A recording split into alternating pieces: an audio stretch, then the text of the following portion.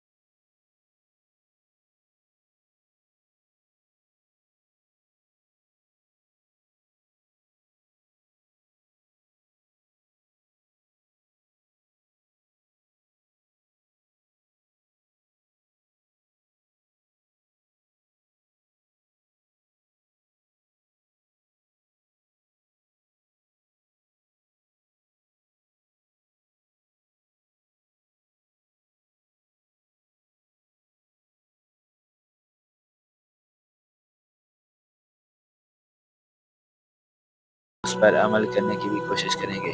अल्लाह ताला हमें अहले बैत अतहार की सच्ची मोहब्बत, उनकी तालीमात पर अमल करने की तौफीक और हमारे दिलों को तकवा, सब्र, सखावत और हुस्न अखलाक से आरास्ता फरमाए।